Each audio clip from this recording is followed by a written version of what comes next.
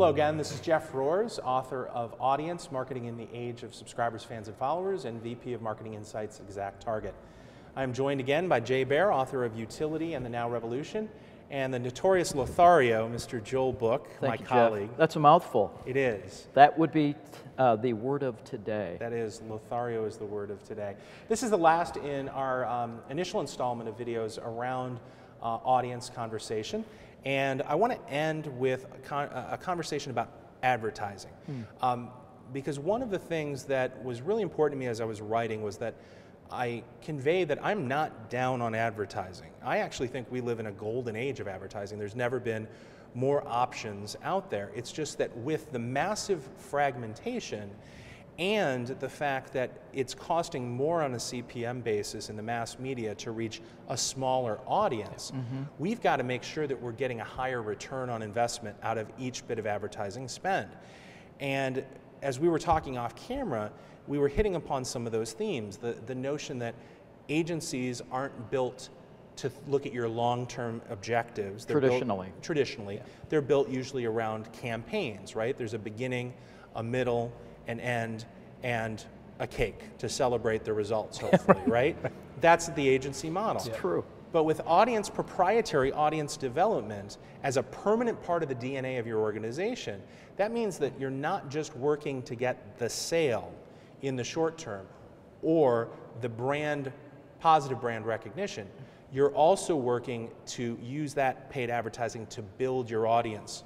So get an email subscriber, a Facebook fan, a Twitter follower, a retweets, some sort of amplification or a push button audience. Sure. I know that we've all watched the Super Bowl with interest over the years.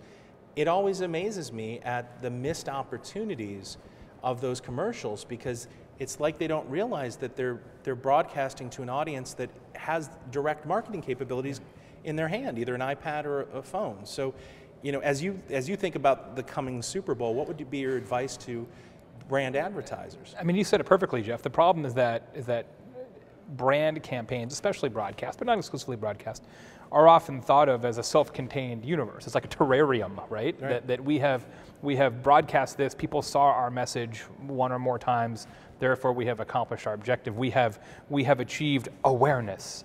And awareness certainly is important. You're not going to develop an audience without it. People don't subscribe to email newsletters, for example, of companies they've never heard of. But what we need to do is get to the point where that kind of program, like a Super Bowl advertising, is viewed as an iceberg, where, yes, you have some things that stick up out of the waterline, the television commercial, but where the real value is the huge part below the waterline, which is you use awareness to drive audience. And then once you have those people in your audience, you can communicate to them not just one time, but over and over and over and over. That's where the real lifetime value is, but people don't think of it that way typically. And I think it comes back to the last segment, the conversation we had about organizational structure as to why that happens, Joel. We don't have brand advertisers, the folks doing paid advertising, situated with the email marketers.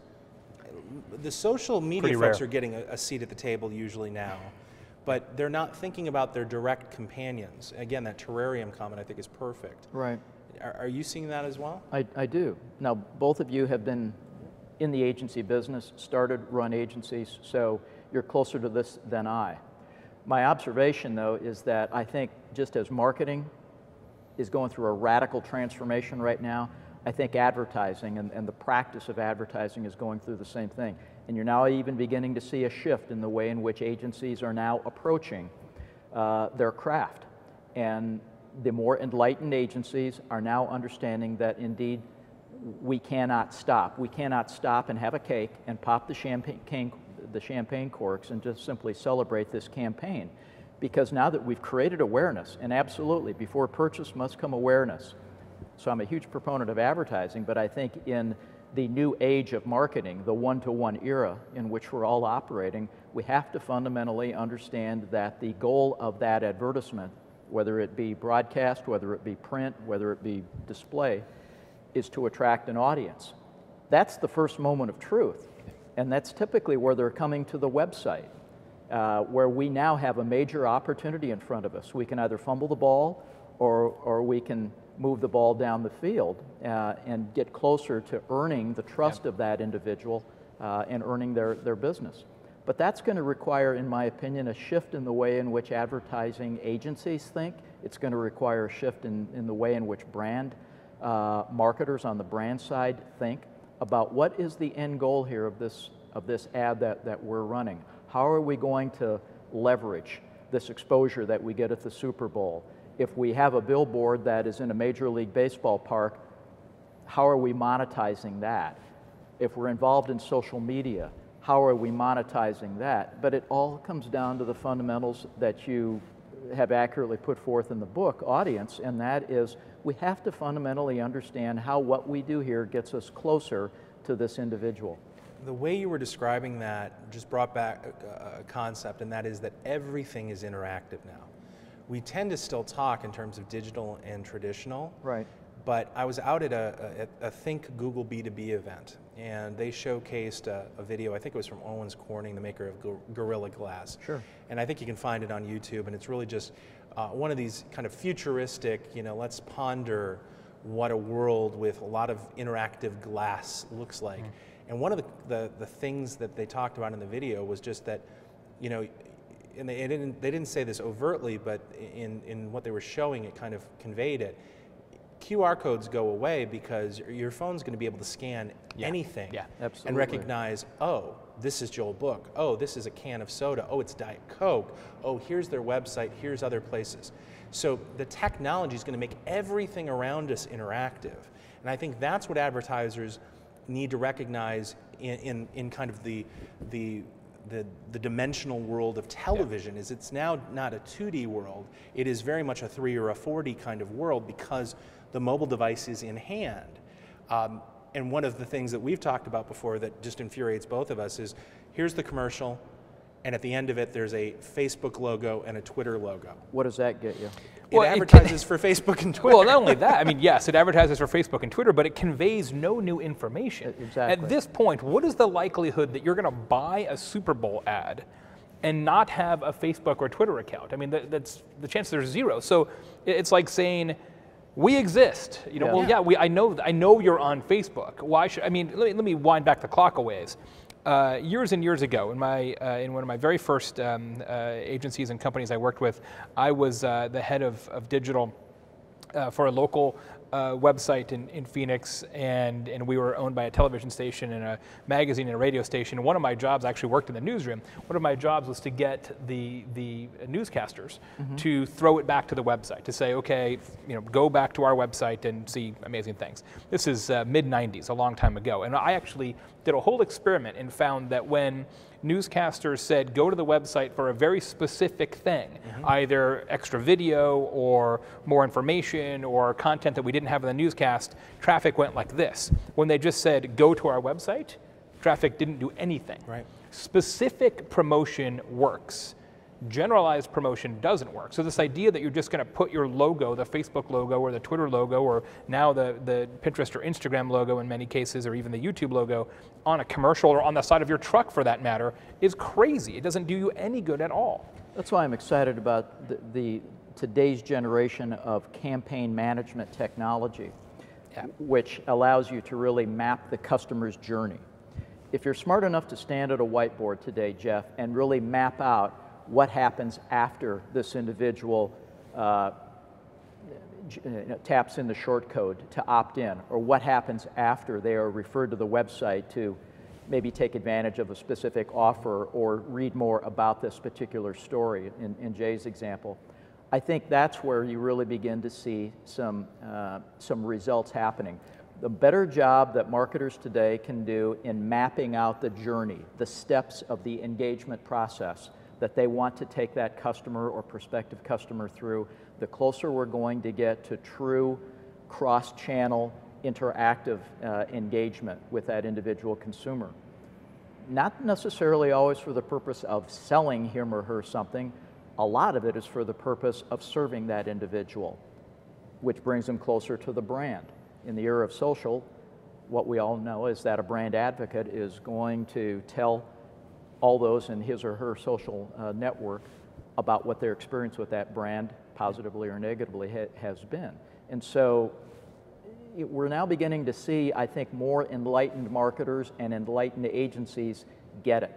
And they understand the value of building this community, building this audience. Well, and it definitely takes educating folks that, you know, direct marketing is not a dirty word. No. You know, I think that, you know, in the 80s and 90s, it was interesting. I know even the Direct Marketing Association struggled with identity because, you know, the mail pieces were going down, the cost was going up, and through acquisition they acquired some digital entities, but it was always kind of a little bit a step behind. I just spoke at the DMA, and the sense that I got, because they're really talking about data-driven marketing now, right, it was that epiphany that everything is direct marketing now, and that it's not a dirty word. And they as an organization, I think, have to embrace that direct can mean very, very small things, but to your point, specific calls to action. As you were describing that news thing, it hit me that I've been seeing that every night I watch Jon Stewart or Stephen Colbert, the Colbert Report, because oftentimes they'll have interviews where they only have 5 minutes to talk to somebody. You can get out like 2 questions. They'll throw it back to the website for the longer form interview. That's the opportunity, I think, that the advertisers have as well, not just in television, but in all of these different formats, is to throw it back to other places where engagement can happen, but a proprietary audience can be built. So, I'm intrigued to watch the Super Bowl this year to see if people have learned the lessons of that. One of the ads that's running right now that ran during the Super Bowl the first time that infuriated me is for Mercedes-Benz entry-level sedan. Yeah. And it's got Willem Dafoe in it as the devil, right? The guy's going to sign his life away. Car's under $30,000. And the car's under $30,000. He's like, why do I have to sign this contract? Yeah. I don't know if you remember it, but the call to action in the Super Bowl was coming September 2013. And it ended with a Facebook icon and URL. Yeah. That was it. There was no call to action to subscribe. Yes, and we'll tell you when it's, It blew my mind. I'm like, you're going to spend that much for Willem Dafoe, and you can't have a simple collection mechanism. You'd be better off saying, not having the date on there at all, and saying, go to this bit.ly link or this special campaign URL, and we'll tell you when it's coming. Be first to know. Yeah. Make your deal with the devil. Something. Enlightened brand advertisers today understand that every consumer loves being invited to go behind the velvet rope. That was a missed opportunity for Mercedes. But you take somebody, let me give you a good example of a brand that gets it. Pei Wei Asian Diner. Pei Wei is a division of P.F. Chang's. One of the things that Pei Wei continues to do every time they introduce a new entree into the store, while people are in a Pei Wei restaurant, they see a digital billboard that introduces that new entree, and right below it says, if you have not already opted in to receive your buy one, get one coupon, please do so now. And it invites me to text in a word like caramel, as in caramel chicken, along with my email address to a short code. Immediately that takes me to a landing page where I can then give them my permission to now send that buy one, get one to me. Pei Wei has done this consistently. Every time they roll out a new entree, it's usually a 2-week campaign. Everyone consistently earns them about 18 to 20,000 new email subscribers. Amazing. The redemption rate on those e-coupons, 20%. Wow, it's huge.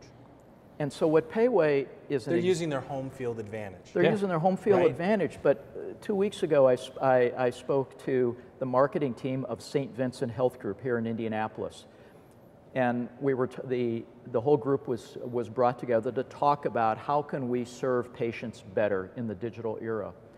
And I said, think about waiting rooms, where we all have been, we all hate being there, but what if you had specific signage that spoke to certain individuals, let's say a newly pregnant young woman who now was wondering about the whole experience, the whole journey ahead of her.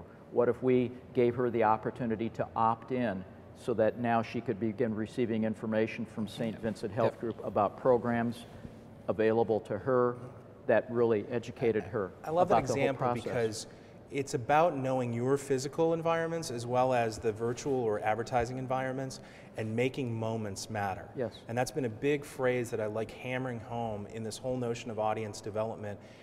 And I think it gets perverted with the phrase real-time marketing. They get confused because the idea of making moments matter, I think, is understanding your customer, what's the experience they have, how can I leverage what devices they have, or what kind of information they're willing to share in that moment to then get maximum benefit, not just for me as an organization, but also for that customer, which gets to the notion of utility. Yep. What Joel just described is very much a utility. If there's a process for a newly expectant mother that's going to Yep. lessen her anxiety. And I think moments matter is really kind of maybe the theme of how we optimize advertising is Yep. to make sure that if you're in the brand advertising, you've got those digital direct folks, social, email in the room, not at the end, not at the bottom of the budget line, oh yeah, we're going to do an email too, but integrated into the campaign as a whole. Well, and you touched on it with the Gorilla Glass example, and you certainly touched on it with the Payway example. I find it really interesting that as the rise of mobility and smartphones and tablets and people consuming content through those devices, whether they're in home or out of home, is almost irrelevant now. More and more content, of course, is consumed on mobile devices. That was viewed even a short time ago as a very restrictive set of circumstances for brand advertisers. But I think what will happen is it will save them from themselves. As you will have to be able to close the loop really, really quickly, right? Yes. You have to say, look, here's our Super Bowl commercial. We assume that you are going to see that commercial, and whatever you're going to do, whether it's go to the website or go to the landing page or listen to the Shazam or whatever the circumstances are, you're going to do that in the 15 seconds following that commercial. You're going to do it during the next commercial. So you can't send them or assume they're going to go to the home page of the website and sort through all that and find the campaign and then fill out this long form. It's got to be boom, boom, boom. You've got to close the loop in 15 seconds, just the way Payway allows you to opt in while you're standing in line at the store. Exactly. They don't make you or even assume that you're going to go home, remember Payway, get on your laptop, go to their website, find Caramel Chicken, and sign up. It's can you gain that audience? Can you garner their trust and their subscription within 15 seconds of the moment of truth? And mobile technology will force marketers to think that way, and it's actually a good thing, not a bad thing. And that's what I call the hybrid marketing era, because you're taking the fossil fuel of advertising, paid media, you're connecting it up with the renewable energy you find in your audience, in your consumers through digital media to get a bigger, better result. And that's what we all are now. We're hybrid marketers. We're the ones who have to figure out how to get the most juice for the squeeze, to borrow a phrase, Mr. Buck. Which it's one of my favorites. But Payway's a really good example, though, of what I would consider to be an enlightened marketer.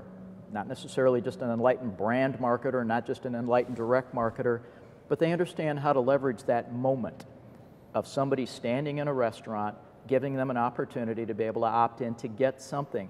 And back to your point, Jay, they take them to a landing page specific for that promotion, not just to the generic website where somebody has to paddle their way through to find that offer so that they can opt into it. My opinion, though, is that, and I take your point, I think mobile and the preference for mobile is going to force marketers to do these things, but only if you have an enlightened marketing professional who is constantly curious, focused on the customer's journey or experience, and also understands the psychology of how consumers behave, what their expectations are, and can put themselves in the shoes of that consumer. I think that's, as I sit here and I look at examples of really smart marketers, it's those individuals who are constantly curious about how to really engage with a consumer most effectively and make those moments matter. And those moments are fleeting. Yeah, that's a great note to end on, Joel, because that curiosity gave rise to the book audience. I think it also is the fundamental message is that there is not a rule book, a single path to getting building proprietary audiences. There's a lot of specificity to your brand. And my advice to marketers is start yourself on that journey, understanding you're building assets that should outlive your time with the company. These are things that should continue ad infinitum. It's not that I have an acquisition campaign and it's over. It's that I have an acquisition process that continues forever and leverages all of these wonderful paid, owned, and earned media assets that we have at our disposal. So with that, gentlemen, I thank you very much for your time. Thanks, Jeff. Thank you, Jeff. And hopefully we'll sit down like this again soon, maybe with beverages in hand. All right, let's do We'll have that. to talk I like to the it. guys behind the camera. Absolutely. Thanks everybody for joining us. I'm Jeff Roars.